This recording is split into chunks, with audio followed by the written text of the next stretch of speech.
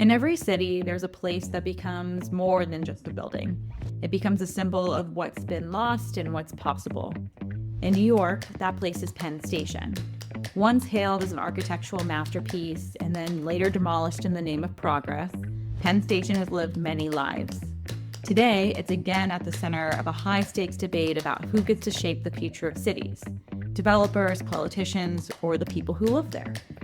In this episode, I talk with documentarian Claire Reed, whose new film, Penn Effing Station, captures this saga with humor, intimacy, and urgency. Through years of filming, from press conferences to protests to everyday commuters passing through the country's busiest transit hub, Claire chronicles not just the redevelopment of the station, but the ongoing tension between civic ideals and political realities. We discuss what it means to document a city in transition, how architecture reflects our collective values, and why, for better or worse, Penn Station remains New York's living room: chaotic, flawed, and deeply human. I'm Kate Gasparo, and this is Building Better Cities. You're a lifelong New Yorker, so can you talk a little bit about the universality of the film itself and how something that's so specific to New York, even though it has people come through it from all over the world, can feel like a story that you know about your own place in your own city? It definitely is unique to New York, the amount of stakeholders, the complexity of it. It's this kind of like endless story. And I think that's what drew me to it in the first place. This epic city planning drama that cannot be solved to this day, has not been solved. I kind of decided to just wrap up production at a certain point because I was like, it's not going to end. I'll be dead before it ends. Not to say there might not be a sequel someday. So we'll see. Stay tuned. But I guess one thing that comes to mind in a totally different part of the world is Istanbul, where I spent some time in college, actually, and totally different. But like Erdogan, who was in power and still is, but this was in like 2013, I think I was there. And there were a lot of debates there around like him building these mega projects, and similarly like communities being displaced and upset by them. There's, of course, the inner workings of how that happens financially, politically, but also just from a kind of more human level. There's a certain soul of the city, if you will, that I think gets quite literally bulldozed over. I was thinking about it then. There were these big bridge projects being built in Istanbul when I was there. So just to speak to the universality of it, it's something that's happening everywhere. You started filming this documentary during COVID, and when we were talking before, it was because you couldn't really travel any other place. And you were spending a lot of time at Penn Station. What drew you to that location as a subject for this film? And why did you think it was the right moment to tell the story of this ongoing development challenge of re-envisioning what Penn Station could be? Yeah, I grew up in New York utilizing the station like so many New Yorkers do. And I think I grew up knowing that before my lifetime, it was once this beautiful place that I never got to see, but that I'd like heard, stories of. And it was in its really most decrepit form. It does look a lot better now than it did. I think this was like December 2020 when I first remember traveling. Although I guess I noticed there were renovations going on and it was starting to change. And I think that's really what first put the idea in my head of, oh my God, this horrific place that I strangely kind of love and I'm nostalgic for is going to start to look like Hudson Yards. And for me, I just had this knee-jerk reaction of like, I want to capture it as it is right now, because I don't think anyone else in their right mind would be pointing a camera at this place. It's not particularly photogenic, although if you watch the film, I think maybe you feel it's in some strange way photogenic in a different form. So I started filming. I spent a few days in the station just filming the place, trying to shoot every corner of it essentially, with its really dingy low ceilings and particularly drab being COVID, people masked. I thought it was going to be a very small, simple film that was going to take me no time at all to make sort of a portrait of this most hated building in New York. That was where my idea started. I very quickly met residents in the neighborhood and different city politicians and started to catch wind of the renovation and the subsequent debate going on, disagreements of what was happening. And then I got quite hooked from there. Yeah, at that time, it seemed that the governor of New York had really been championing the redevelopment of Penn Station with MTA. Can you sort of fill in the pieces here? Like, where were we at the point in time you started talking with the community members, and how were they feeling about the redevelopment plans? Yeah, I think it was actually at the very beginning, it was Cuomo who was championing this plan. It was like early 2021. There was a press conference that Cuomo did at Moynihan, this newly renovated side of Penn Station. And with that, I think, in the depths of COVID, they thought people wouldn't notice that there was this mega plan being hatched with Cuomo and Vornado and the MTA, I think it was. Cuomo was ousted and it changed hands to Hochul. Everyone kind of waited for a moment and thought, oh, what is she going to do? And she came in with some kind of minor tweaks, and it was pretty much a similar plan to what Cuomo had been putting forward. It was kind of quiet in the beginning, and then a lot of neighborhood residents and architects and urbanists and politicians eventually did start speaking out against it, and it became front page news in a way that it wasn't when I first started. I think that the gist of it was kind of like, this is a plan that is benefiting Vornado, the developer, far more than it's benefiting the average commuter. It was this kind of trade-off of like, we're going to build 10 office towers, and in exchange, you get a slightly improved station, which most people felt was cosmetic and not actually improving transit. And that was a big part of the sticking point for why people were fighting it. And it went from there. I mean, I think I really thought at the beginning, and everyone thought this is going to happen. It was like people throwing rocks at a power that was far beyond anything that they thought would have an impact. And then it was pretty surprising how it went to be. It took years of shooting and realizing that I had to let this all play out and see what happened. I think it took a couple years to be able to zoom out and look back at what I'd shot 2 years prior and understand like, oh, okay, that's what that meant. So it's kind of trying to eventually zoom out and understand what are the big pieces of this. And what it wound up being was really the rise and eventual fall of this Vornado plan, and watching that play out with all the different stakeholders and community members and politicians and average commuters who lived through that time and had some impact on it in different ways. It's interesting that you phrased it as like the rise and fall of this plan, because it starts off by taking this very, it seems like apocalyptic view of where the station is at. And then you zoom out and look at where the community is and how that dynamic in ways during COVID was reflective of the station. As a filmmaker, when you go into an environment like this, one that you're familiar with, what do you see your role as being in telling the story? And what kind of lens do you start off with? And how might that evolve over time? Can you walk us through that process? I think in many ways, what I'm most proud of with the film is that it can serve as a record of that time. How does a city evolve, and who determines the future of a city? The film shows a peek behind the curtain of how a major real estate development plan is hatched. The community responds, and then the government responds, and this is how it all goes down. I worked hard to document as many different pieces of that as I could, from press conferences to protests to storekeepers who didn't know about this. My role as a filmmaker, I mean, I was really intent on showing all sides of this. I don't think it's as simple as nothing should be done and no old building should ever be demolished.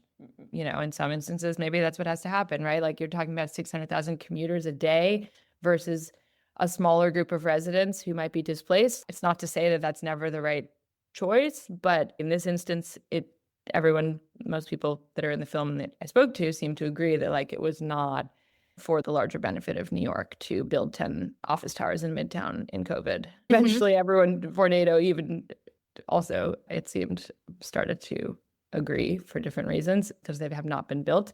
But my role, I mean, I tried to include an array of voices. It was also very important for me to kind of stay true to the original idea, where I wanted to maintain this like portrait of Penn Station throughout. And so you see these average commuters, you see subway musicians, you see silent ravers in the new Moynihan. These different people that I wanted to thread through. In some ways, I felt like I was trying to make two films at once, the portrait of the station and then the ongoing city planning debate. Hopefully it succeeds at weaving the two, because I think they are both so much a part of how to tell this story. I hope the film can kind of serve as a record of this time and this process, and not solely to, editorialize one side completely.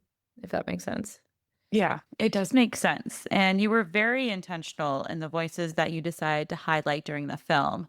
And one in particular, I was hoping that you could speak to your relationship with one of the key stakeholders that you follow throughout the course of the film. So Leila Gisiko is in the film. She became one of the main characters primarily because early on into meeting her, she was a community board leader. Early on into meeting her, she decided to run for state assembly. And so there was, when you're just speaking from like filmmaker point of view, like that's a very helpful thing, right? She let me in and let me come to these different integral moments with her, and she had a stake in the fight. And she's very passionate about the issue and about all of the craziness that was going on. And then there were different residents in the community, Luana and Steve, who became characters as well, if you will. There's also some amount of casting in a way where, like, you're looking for people who have a stake in this or are charismatic and interesting. And like Luana speaks really beautifully about the city a number of times throughout the film in a very impassioned and emotional way. And, when you're making a film, that's important, or it really spoke to me, and I think spoke to others. Steve as well. He's also some comedic relief. There's a lot of comedy in the film. It gets a lot of laughs. I think that's often the case in my work. There's a lot of comedy in Penn Station, weirdly, because of the craziness of New York in general. My friend described Penn Station as New York's living room, which feels kind of true to me. Like, you see anything and everything go on there. It's a crazy place. But also there's comedy in the like absurdity of city politics and in all the different stakeholders involved. It's so complex, it's so layered, it's always kind of in a jam, and still is. No one can figure out how to fix it. And that's also kind of what the impetus for the film was about, like this never-ending issue. You feel that, like watching the film, you feel the chaos and the craziness of it, but also the through line and the portrait of Penn Station. So that juxtaposition of standing still like this is what the space is, but here are all the people and how they are interacting with the space and interacting in the space. It was cool. And I think there's also something that I love about this guy, LeGrec, who you meet a couple times in the film. He's at Penn Station to shoot a music video. He doesn't care necessarily about what's going on with the renovations or the development plan. To me, it was about pairing those two. It was like, I want to see Kathy Hochul give a press conference, which also is, there's a lot of comedy in there, if you will. It almost feels like that SNL skit about with Christopher Walken and like wanting more cowbell. Like, I don't know if you know, but I like always wanted more of Hochul in the press conference. And my editor and producer I worked with were like, okay, we have 3 Hochul press conferences. It's enough. And I was like, okay, fine. I'm curious how people have responded, people who you have filmed as part of this documentary, how they've responded to the film, but also people who have not really experienced any part of Penn Station in recent history. Can you sort of speak to audience feedback that you've received? I'm trying to think of someone who's not experienced Penn Station. I feel like everyone that watches the film is like, oh, I had my first kiss there. Or, oh, I take the train every day to Newark or whatever. It really is incredible to me how ubiquitous it is, how it touches so many lives. I think it sparks a lot of interesting conversations around Midtown on the brink of change. And for me, growing up in New York in the 90s and early 2000s, it's documenting this transition from Sbarro pizza to Sweetgreen. There's actually just like a chain restaurant analogy that works quite well, where it's like, that like the fast casual dining options that now exist at Penn Station, it's like a very different era. And so some of my, honestly, my impetus for wanting to do this was kind of that, was like, oh, it's going to start to look, you're going to see Sweetgreen. That was so not what it looked like when I was growing up there. There's a really amazing film called The Gods of Times Square that Richard Sandler made that I don't think I saw until I was maybe done with the film or late in the process, but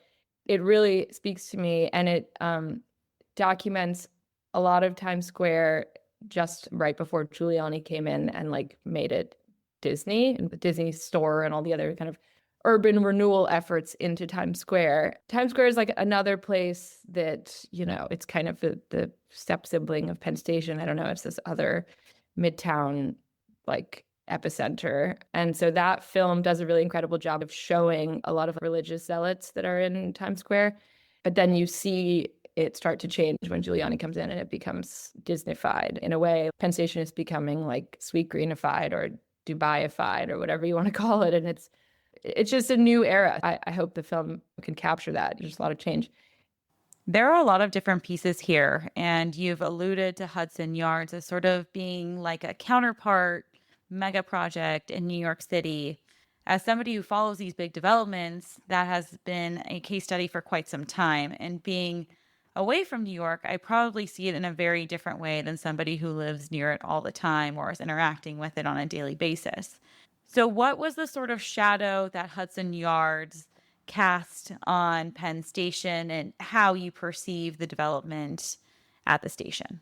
I have to admit, I do not know the history of it or how it came about. Maybe you can tell me more, but I guess I just mean that it literally looms in the background of Midtown. It's this huge development that went up that was, I imagine it's doing better now, but I know in the beginning, and especially during COVID, was quite desolate. It's a very different type of city that looks like that versus, a more small or only office towers that all look the same. This film, my film, I showed with another film that John Wilson made called The Road to Magnasanti. That's really great. We showed the films together with another film by Marshall Curry earlier this year. We talked a lot about how if all cities start to look the same architecturally or with larger real estate developments going up, you won't leave your house. You just have no reason to travel if everything looks the same. And so just from a kind of architectural and anthropological standpoint, I think there was that fear for me with Hudson Yards where I'm just like, oh my God, this tiny island I grew up on Manhattan is all going to start to look like that. And it is going that way, of course. And if it's all office towers, that's another thing. Of course, we live in the skyscraper capital of the world here in New York, so not to be entirely against them, but there's a certain level of contact that's important in cities and pedestrian life that feels like Hudson Yards is a kind of development that is a different type of city, not one that's as conducive to that. Yeah, I can see the swing because some people say it's like the sterilization of place by, quote unquote, cleaning it up or by bringing in massive architects where they're not local to the place and they're pulling ideas that just are not hearkening to the evolution of architecture within the locale that they're designing. So I'm curious now that it seems that Penn Station's development plans are shifting, and rather recently there's been this federalization of the new plans at Penn Station. Before, the governor was championing this effort, and it wasn't really taking off for a host of different reasons. Now, Trump's administration has sort of stepped in to say, we're builders, we can build this. What are your thoughts considering the amount of time you spent with the community in this place during the last evolution of the plan and now as it's taking this current evolution? Yeah, I mean, in some ways, it's like the perfect next chapter. Like, of course, Trump is going to throw his hat in the ring and claim that he can fix it. I don't know specifically how the community feels with regard to Trump in this way, but I will say that I think Andy Byford, who he appointed to be a special advisor from Amtrak, is someone that this group of residents generally respect a lot, and that the architecture and city transit community tend to be excited about him being involved in this. He comes from a transit and infrastructure background, which I think a lot of this group feels is what's needed as opposed to a real estate developer.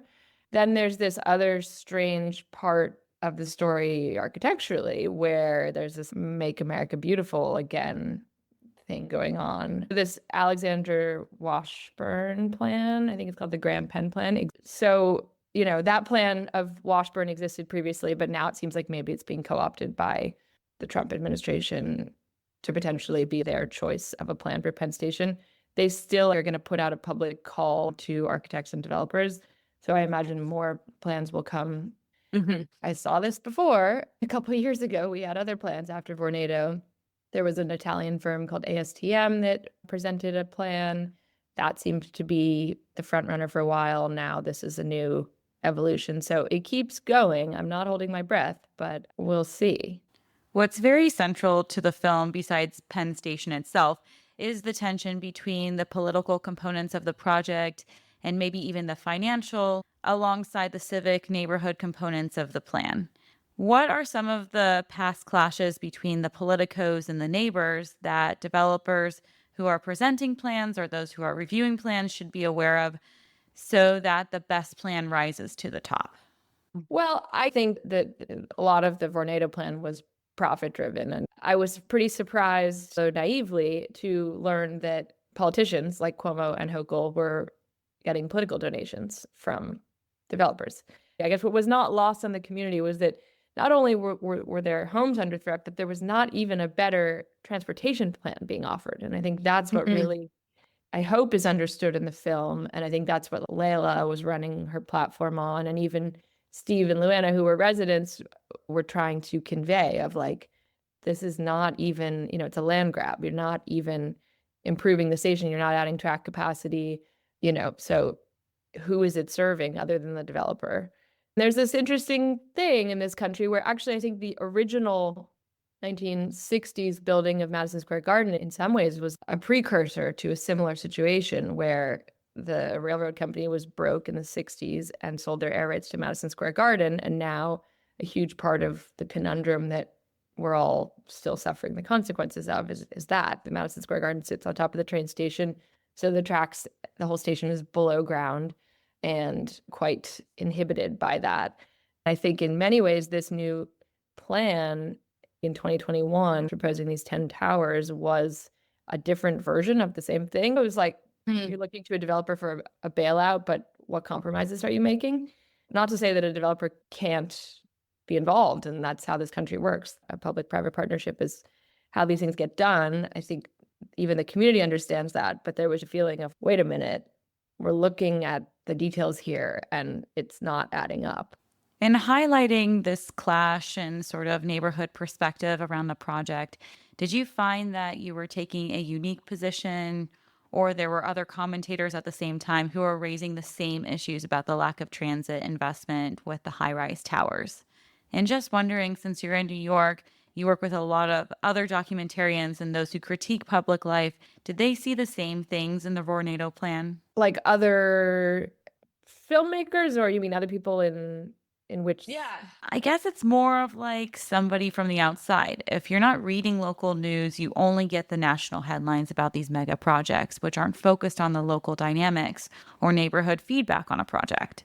And so when you see a documentary come across that shows this in such detail, I'm like, why isn't this more highlighted? Or maybe it is, but not in the news outlets that I go to.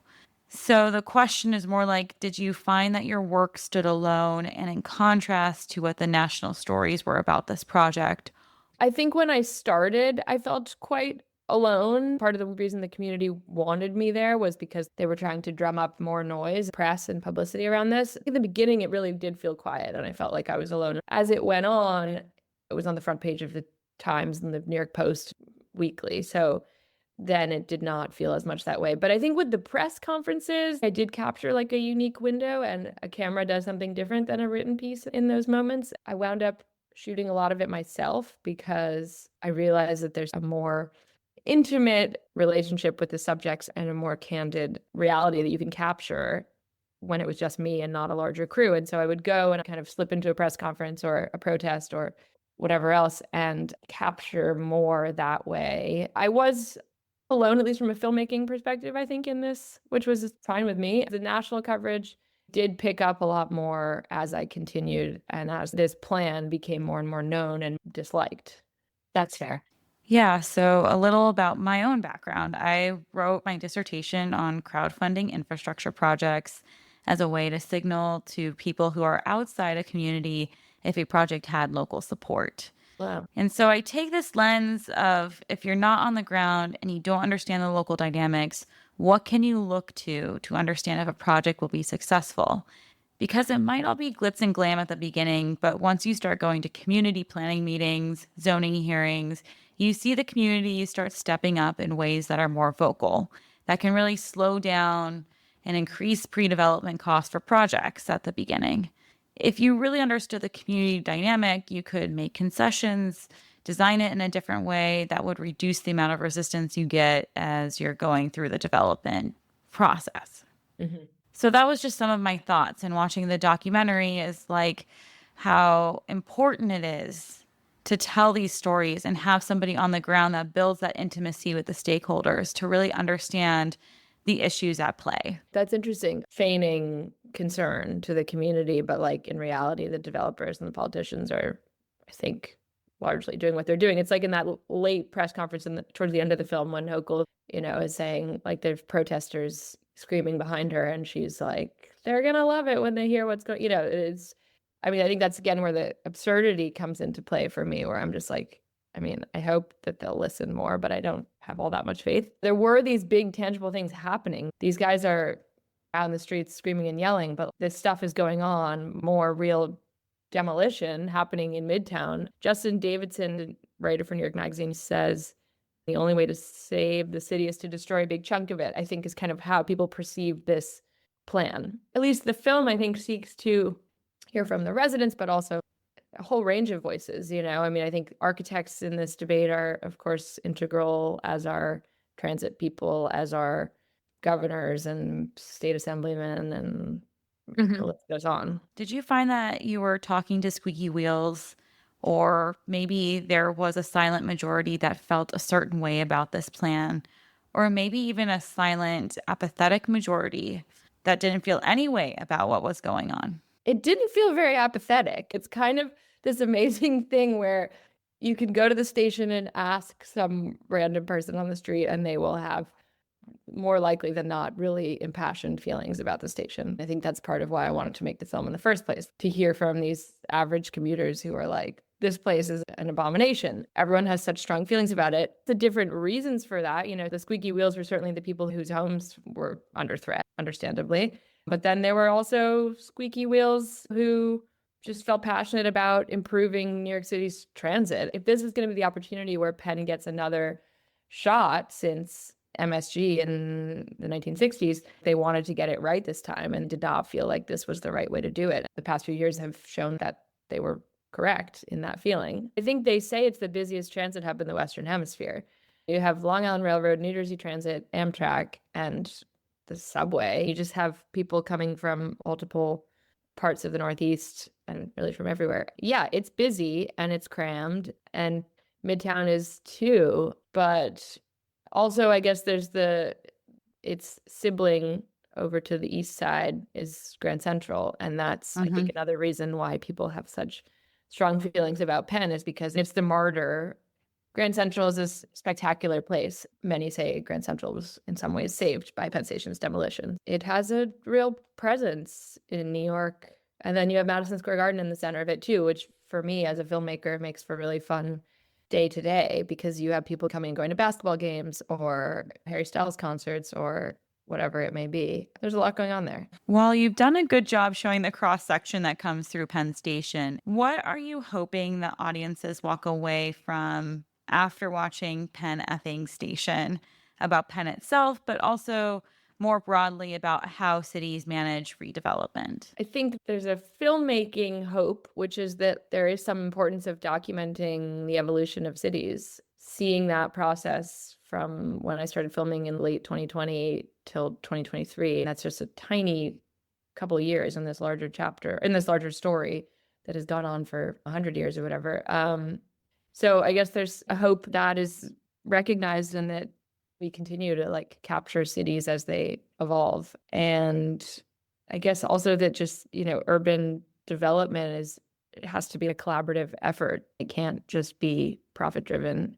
The future of cities, I hope, is determined by the public too.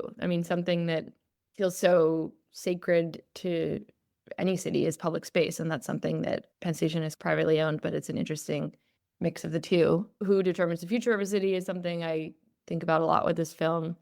And I hope that's seen. It's important to make progress and have positive urban development, but to do it with care and with consideration for a city's history is important, and for the different stakeholders involved, meeting the community as well.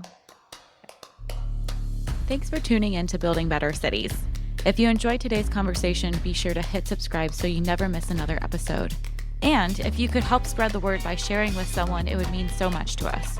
To learn more about our work, check out buildingbettercities.com. We're excited to keep the conversation going. So until next time, let's keep building better cities together.